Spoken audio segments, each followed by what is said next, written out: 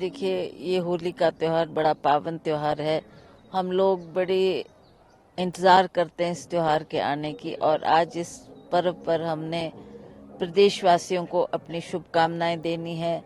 प्रदेश के सभी वासी खुशहाल रहे और अपनी उनकी सभी की मनोकामना ईश्वर पूर्ण करे, ऐसी हम ईश्वर से प्रार्थना करते हैं। उसके लिए भी हमें फील्ड में उतरना है और बहुत मेहनत करने की आवश्यकता है।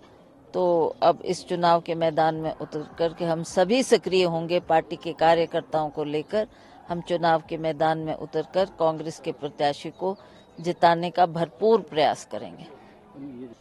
देखिए, मैंने पहले भी कहा है और आज भी कह रही हूँ कि पार्टी अध्यक्ष होने के नाते ये मेरा कर्तव्य बनता है कि मैं सभी जितने भी हमारे प्रत्याशी होंगे उनके लिए फील्ड में जाकर पूरी मेहनत करेंगे और पूरी मेहनत से इनको हम इस चुनाव में सफल होने के लिए भरसक प्रयास करेंगे।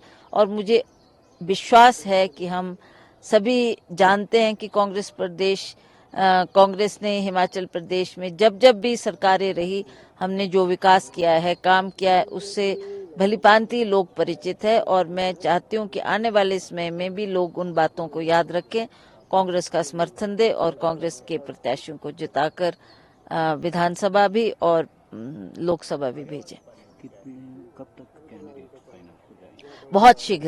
बहुत शीघ्र इस पे हमारी मीटिंग होने जा रही है। इस पे चर्चा होगी। हम हाईकमांड के सामने जो हमने शॉर्टलिस्ट नाम किए हैं वो उनको सामने रखेंगे। अब वो क्या फैसला करते हैं, किसके ऊपर उनकी सहमति बनती है, फिर जैसे ही उनके नाम डिसाइड हो जाएंगे वैसे ही हम फील्ड में उतरकर काम करना शुरू करेंगे।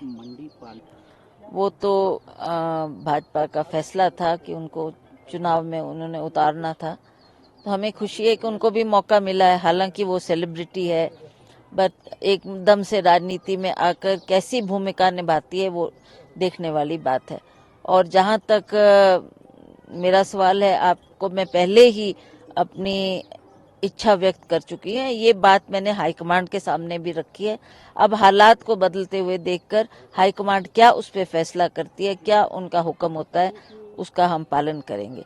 मुझे ये भी बात का बड़े मैं फक्र से कह सकती हूँ कि जब जब भी हाईकमांड ने मुझे कोई भी आदेश दिया, कोई भी चुनाव में लड़ने के लिए उतारा, मैंने कभी भी उनकी बात को लाइटली नहीं लिया। और मैंने हर बार, चाहे वो रामस्वरूप जी के खिलाफ जब मैंने इलेक्शन लड़ा तब भी हाईकमांड का ये फैसला था, तब हाथ और जीत दूसरी बात है, पर मैं चुनाव में उतरी।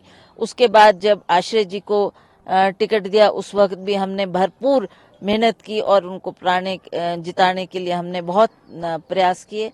और जो अब पिछला उपचुनाव हुआ था उसमें तो भाजपा की सरकार केंद्र में भी थी, भाजपा की सरकार यहाँ भी थी।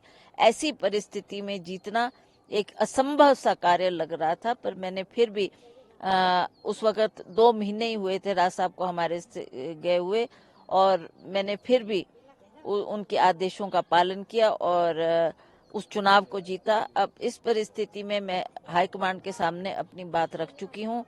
वो क्या फैसला करते हैं, क्या उनका हुक्म होता है, उसके मुताबिक फिर हम काम करेंगे। देखिए, जनता जानती है, जनता आज प्रबुद्ध जनता है, पढ़ी लिखी जनता है, सब जानते हैं।